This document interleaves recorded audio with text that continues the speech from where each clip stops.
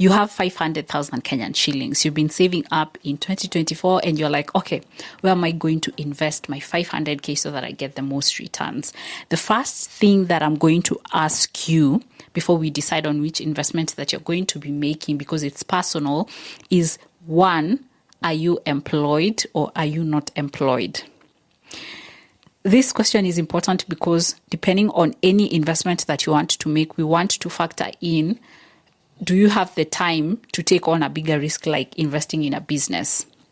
Or if you're not employed, it means that you have time to invest in certain investments, especially physical assets like business, okay? So are you employed or are you not employed? The other thing that is important as to why we must ask this question is, do you have any other income, any other source of income apart from the 500K that you've managed to save up? So let's take this scenario where you are employed. The first thing is that we're going to assume that because you are employed, you don't have time to run an investment like a business personally. Sometimes there are guys who have time to run their own business depending on the type of work that they do. But let's say that your job is basically 8 to 5 or 8 to 6 or 8 to 9, or rather 8 to 7, 8 a.m. to 7 p.m. in the morning. You're not going to have time to invest in a business, or you might, but it's going to be tougher for you than for somebody who's not employed and has these 500,000 Kenyan shillings. So here we have to factor in the time to manage the asset. So for you who is employed, probably if you don't have time to manage your own business and it's a business that you've always wanted to do, but it requires you to be there, therefore investing in a business may not be the right thing for you, or you might want to go for a financial asset. And the other thing that is important with employment is, let's say that you are employed and you earn 100,000 Kenyan shillings, 100 Gs, 100K net income every single month. And the amount of money that you remain with after spending on everything else like rent, electricity, water, and everything else is around 70K. So if you're employed, you're going to have an excess of 30K worth of your savings every single month.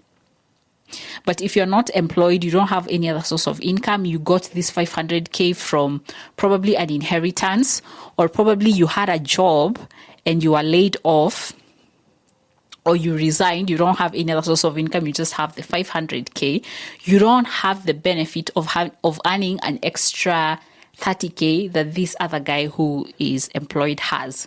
So for you, the case might be different. For you, you might want to invest in a business because you have all the time in the world, you're not employed. That's something to think about. If you are employed, you won't have time to run or manage a business unless you hire somebody. So the question is, are you willing to hire somebody else with the 500K that you have? But this is the starting point. Are you employed or are you not employed? The other thing with regard to this is that for somebody who's not employed, they'd want to find a way to max out their 500K such that they can be able to earn an income that is going to sustain them every single month from the investment that they're going to be making. So for somebody who's not employed, investing in stocks might not be the thing for you initially because you're looking for a source of income, and stocks pay out their dividends once a year or at the end of the year, or rather once a year or sometimes twice a year. So stocks may not be the thing for you because you're looking for a source of income that's going to be sustaining you on a daily basis.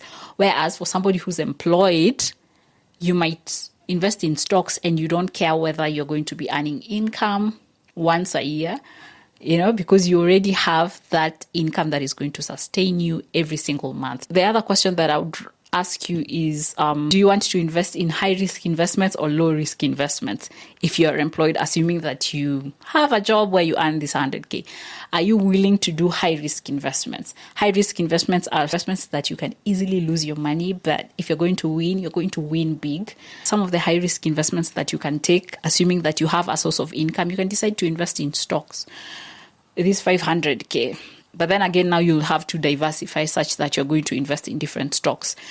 Another high-risk investment that you can take is investing in business. Again, do you have the time to run the business? Okay. Do you have the capability of putting this 500K in a salon business or in a chain of salon business or in any business that requires you to use this 500K? as the starting capital. And probably you even need 200K to start it off. So that type of risk, we have to assess the type of risk. Low risk investments in this case are investments where you have the likelihood of not losing your money easily. Not that you're not going to lose your money, but you're not going to be losing it easily. So here we talk about investing in treasury bills, bonds. Like here you are guaranteed from the beginning that you're going to make this X amount of money at the end of 1 year, the end of 5 years, at the end of 10 years. But I guarantee you won't earn as much as if you take high risk investments. The other type of low risk investments, we have things like mutual funds, like money market funds, fixed income funds, bond plus. So special funds. Okay, they're risky, but they're not as high risk as these other ones. But here we're talking about shares.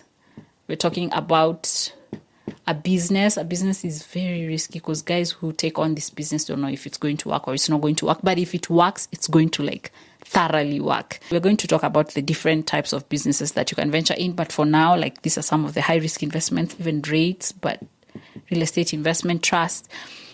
So we have to look at that. And also in terms of risk assessment, we also have to look at how long is it going to take you to earn a return on this investment. If you're going to invest in shares or in real estate investment trust, here we're talking about you making money, good money in the next 2 to 3 years. That is if you want to make money from the dividends that you earn. You see, there's that time concept that somebody who's not employed might not want to take. Why would I wait 2 to 3 years to make a good return on my investment, yet I'm not employed? So for you, if you're employed, you might have the patience of waiting 2 to 3 years because you don't have to worry about an instant cash flow because you are employed. Low risk investments here, it's like we've talked about treasury bonds and treasury bills where every year you'll be earning a specific amount of interest with this 500K that you have. But then the returns are not they're not as good as here. But then it depends on how well you understand these types of investments. The third question that I would ask you is, before you invest this 500K, do you have any other existing investments? So let's assume that you are employed. You already have an existing investment, assuming that you own a piece of property in Nyali, or you own a piece of property, or you have an Airbnb business. So let me just use the example of a piece of property. You're employed, you already have a piece of property, you have rentals. And in those rentals, they are not well-furnished rentals. Probably you have 10 units. Let's assume that they are 1 bedrooms. 1 bedrooms rentals, and you charge guys 10K, and they're not well furnished. If you have this 500K and you already have an existing investment, like a rental property, in this case, you can just use part of this money to increase the amount of money in the already existing investment that you have. You can furnish these rentals such that guys don't have to be paying the 10K. They can now start paying the 25K, the new tenants who come in place, because you now have a nice ceiling set up. You have good tiles set up. You know what I mean? Just work on the existing investments, assuming that you already have a piece of land. Now, with this, it also works with somebody who's not employed, assuming that you're not employed as well, but you already have an existing investment, like a rental. This one works both ways. If you already have any existing rentals, why not use the income that you have to increase the cash flow on your already existing investments? I gave the example of rentals. Let's assume that you have a piece of land already. You own a piece of land. It's just sitting there. Probably you bought the piece of land 2 to 3 years ago, and it doesn't have any developments. It's just a piece of land that is lying flat there. Why not use the 500K to develop this piece of land? You can find a way to build a rental. I don't know if 500K will be enough.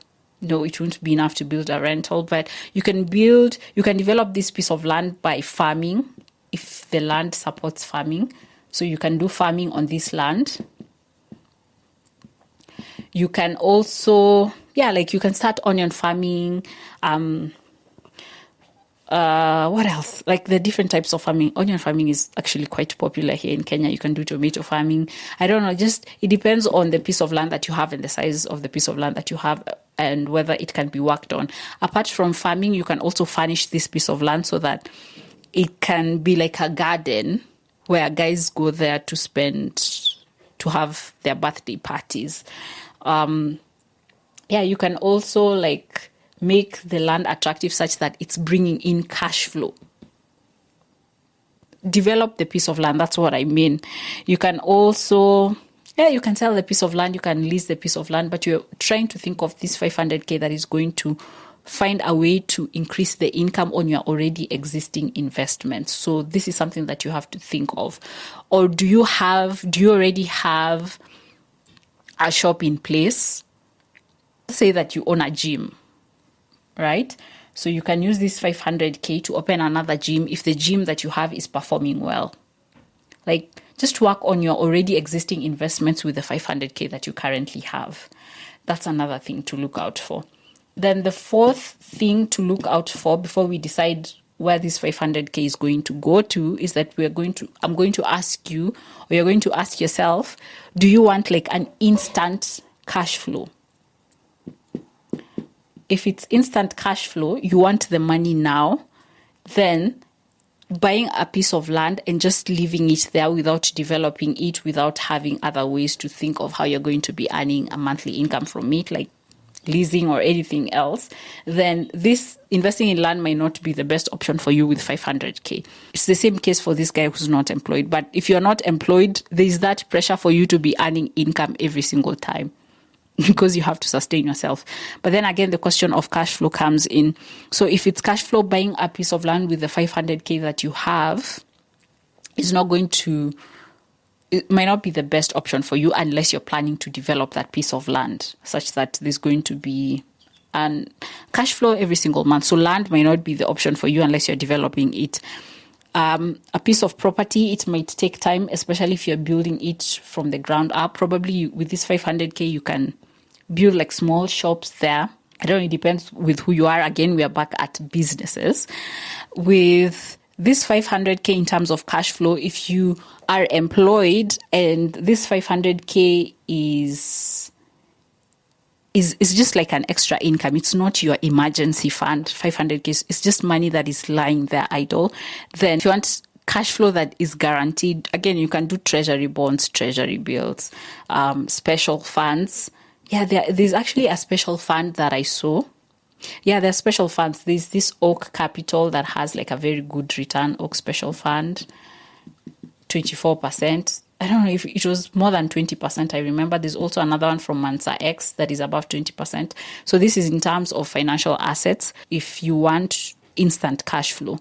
But the returns are going to be less. It's just like you trying to compare 500,000 Kenyan shillings in a treasury bond or you starting a business with 500,000 Kenyan shillings. In fact, you don't even need 500,000 Kenyan shillings to start a business like a Mutumba business. You can even start 100,000 Kenyan shillings with a Mutumba business. Again, where you are pretty sure, okay, not pretty sure, you're taking a risk to to invest in a business like a garage.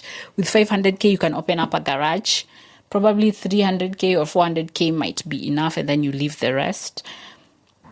So with a business, you can also get like cash flow every single month, but then it takes time. It's a risk. I'm not an authoritative figure in terms of business, but I'm just speaking from my own observations. Probably business is worth considering for an instant cash flow, or financial assets, but then not all financial assets, because investments like stocks, real estate, investment trusts, they take time for you to earn a cash flow, good cash flow, 2 to 3 years. That is if you're going to be doing dividends. If you are a doctor, you can start like a small clinic. If you are a gym, if you love doing gym, then you can like open up a gym business. You can even use this 500K in terms of, okay, like I said, I'm not like an authoritative figure in terms of this, but with 500K, I know you can buy a car that you can be using for Uber. like I said, like buy a second-hand car and then you're going to be renting it out, not specifically for Uber, but for other guys to be using it for events and that kind of thing. And then every single month you earn a certain amount of cash flow. There's a business that I saw where if you rent out your car, you earn like 50K every single month. You earn like 50K every single month. Like that's just what I had.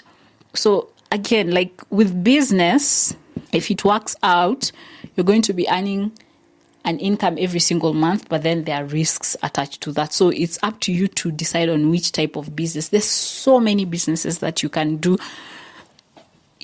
There's so many businesses that you can actually do. So it's up to you to figure out what your interests are and what's the market gap that you've spotted. But mainly, I just wanted us to analyze, like, investing 500,000 Kenyan shillings is not just like a simple direct thing that you're willing to do.